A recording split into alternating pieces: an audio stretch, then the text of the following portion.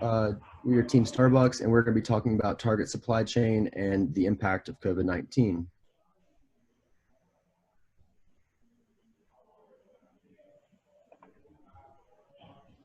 So overview and executive summary.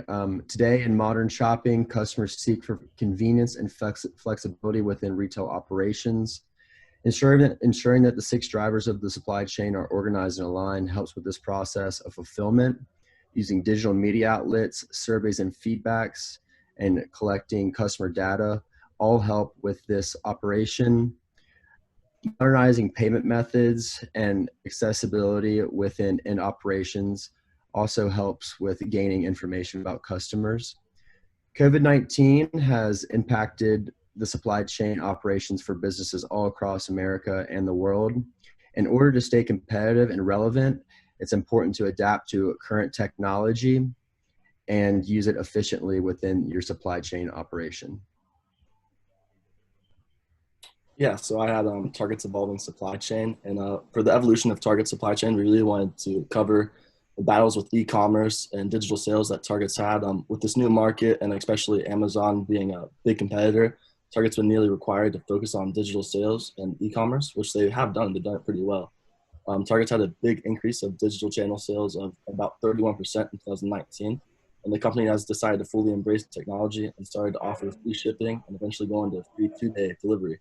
I placed a picture on the right there. It kind of just shows how Target's increased its digital e-commerce sales over the past 5 years.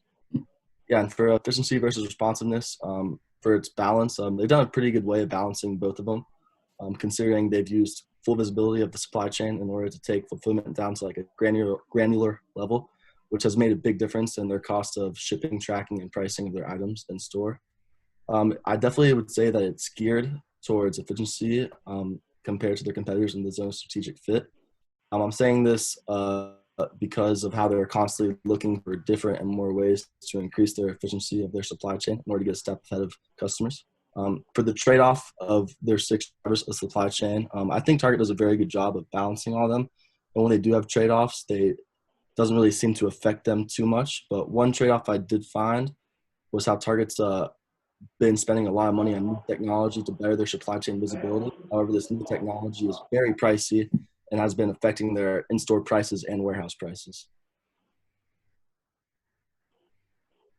Here are our solutions, and we'll start off with flexible fulfillment. Target should shift the product line to essentials with the beverages and food, which were up in buying by 20% when the COVID-19 pandemic happened. They should consider work electronics as well as school for laptops and monitors that people will need to buy now, since they might not be going to, say, the library as much. And provide specialized checkout. So instead of offering general checkouts at the front of the store, or maybe perhaps the tech desk where they could buy their laptops at, provide checkout areas for all 10 departments or in the 10 departments in Target stores for holidays or whatever. This would hasten the flow of traffic in stores and hopefully limit the spread of COVID-19 from long lines. All right, so some solutions we have to improving flexible fulfillment. Today, customers want a more personal, interactive experience that seamlessly integrate physical and digital elements. We understand that with COVID-19, it is difficult at this time to have personal, interactive experiences. But there are certain ways that you can integrate digital elements. So when things get back to normal, Target should consider using greeters similar to how Walmart does. But instead of just greeting them on the way in, they should also greet them on the way out and use a tablet to record feedback from the customer shopping experience, and also find future things that they might need in the upcoming months. This feedback is important because it can increase Target's efficiency and responsiveness to customers' demands. So some logistics for this, Target would have to add roughly 5,400 jobs to fulfill new greeter positions across all 1,800 stores. The tablets and technology, like Nicholas said earlier, can become expensive. So with them sitting at roughly $400, and each store needing 4 of them, the cost of that would possibly come out to almost $3 million, not including the training that would also need to be done for approximately 2 weeks. Basically, HR would prepare the training, deliver it to the floor managers, who would then train the new greeters. So they would need to be trained on personal greeting, situational training, such as, if a customer doesn't want to talk or give feedback, how to handle that situation. Also, they will need to be trained on how to use the digital media platform and how to submit feedback through the app. Here are solutions for technology. Provide scheduled delivery services similar to Amazon, but however, though, serve on Sundays as well. This would make Target different from the competition, and even better, allow the customer to choose any day down to the specific hour they want their goods to be brought to them. This would be a swifter service compared to Amazon, which might need to source from their warehouse, while Target may be closer to the customer and use their flowing system where they use the back rooms of their stores to sell their product. Install filtered ventilation in dressing rooms. This would build confidence in the way that consumers shop for clothes in Target. And by installing these, it would be $800 to $1,000 to install per dressing room. Expand the analytics and applications, so perhaps invest another $3 million into Shipt or Grand Junction, and develop software to develop consumer behavior. So these predictions, what would be revolutionary is if they could predict it on a weekly to daily basis,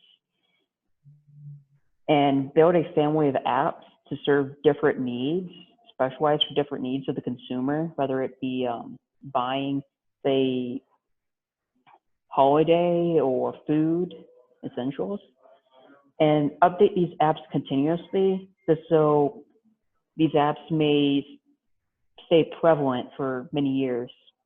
And here's a chart to the right that shows the boost in digital sales.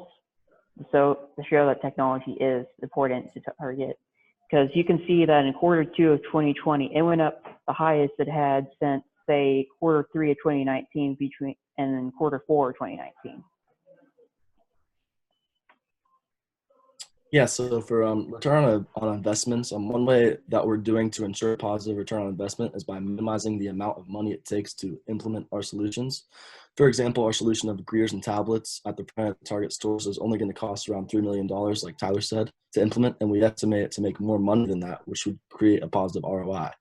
If it does give us a negative ROI, the great thing about this tablets and greeters solution is that we're going to be able to improve our solutions with customer feedback through our tablets to eventually get that positive ROI. Some aspects that make it more profitable, kind of like Chris said earlier, we're going to implement those filtered dressing rooms. We expect people to feel more comfortable coming into stores and trying on clothes, which will boost in-store clothing sales, which is a field where Target is probably lacking during this pandemic.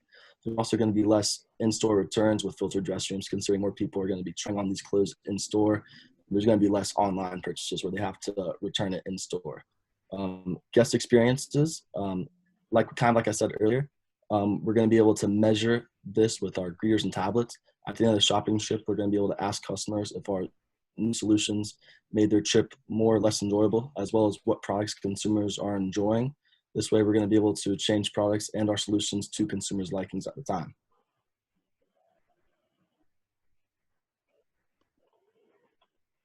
Here are the solutions for our facilities. We would enhance the back rooms to be flow centers in all Target stores. This is already a change happening in Target stores. So we would need to calculate the inventory holding cost if we should make the back rooms into flow centers, and then compare it with the current warehouse costs with the inventory. Then consider the implications on how would this affect the mobility of team members that work at these Target stores. If it slows down the team members, then that lost time would translate into lost money. But if this could be an efficient process, this can help gain Target money. Install filter ventilation. So considering the cost I mentioned earlier for $800 to $1,000 for installing per room, if we did this for all the 1,800 stores from the case, this would range from $1.4 to $1.8 million. Implementing and restructuring checkout lines. So if we were going to get new registers and also the complementary software that link the registers to the computers for the transactions, this cost would be $410 to $800 for the registers, while $1,500 plus for the software. So the total cost would range to $86 to $124 million for the 1,800 stores if we should do, say, 3 registers per department. And we think that a good way to minimize this cost, however, is to just relocate some of the registers from the front and using in-house POS software. Okay, so continue on solutions, assortment, and inventory. Target needs to prioritize, like Chris had mentioned earlier, essential items like toilet paper, hand sanitizer, and groceries. This is primarily because these products have been difficult to find and has caused Target and other competitors to reevaluate their supply chains in order to keep up with the demand. Many consumers have been buying these items in bulk, just at the cheapest price. Also, Target needs to decrease the amount of production of luxury or more expensive items like new electronics, unless they're buying, also how Chris said earlier, computers or things they're going to use for work or school. By implementing this, Target will likely save money from manufacturing, as less consumers are buying expensive items compared to the amount of consumers that are buying cheaper essential items. And this is due to COVID-19 and many consumers losing their jobs or wages because of this.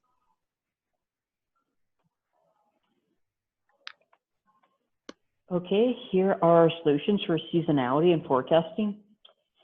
So expect lower in-person show up for Black Friday. This has just been a trend before the COVID-19 pandemic happened, but it's been accelerated since.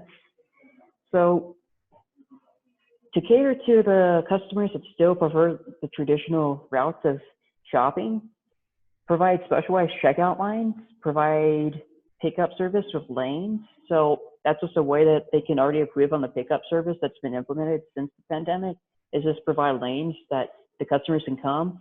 So have the pre-order lane, go pick up your pre-order, go. And other lanes for other services of the sort. Expect higher digital sales for Cyber Monday. So it's best to maintain applications in the website for higher traffic flow, since at the end of April this year, Target saw a 282% increase in digital sales, and this is according to Brian C. Cornell, Target's Chairman and Chief Executive Officer. And cater to the essentials, as we have already mentioned many times.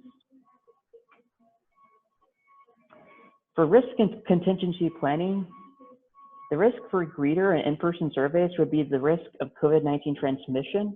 However, if there is enough thorough training and PPE provided to the greeters, this may not be a risk.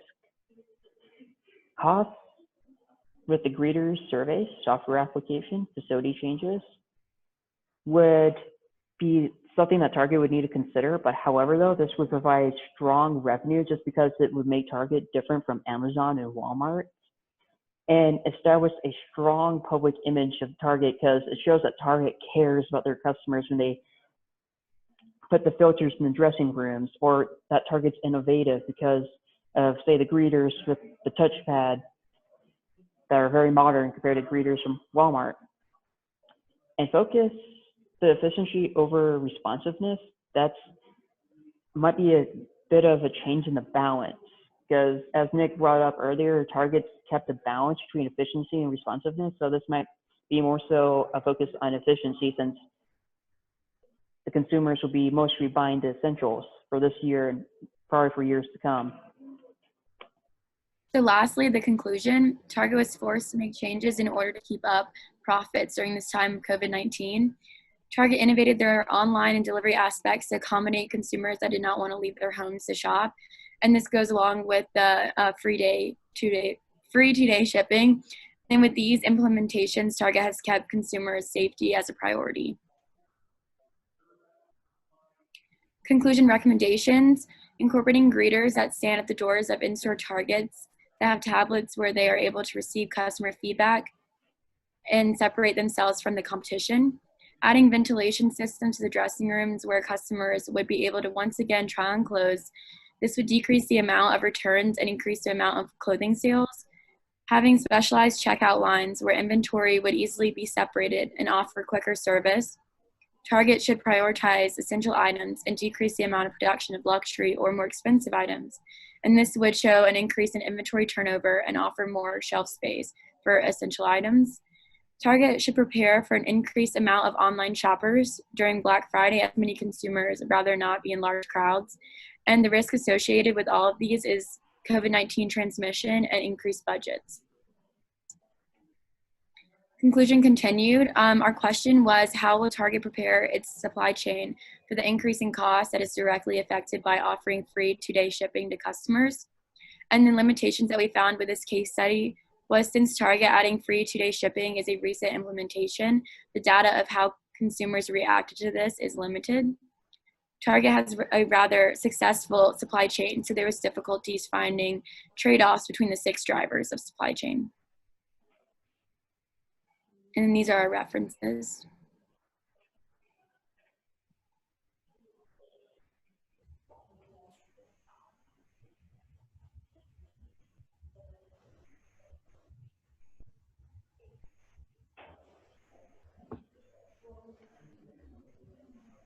Thank you for listening to our presentation,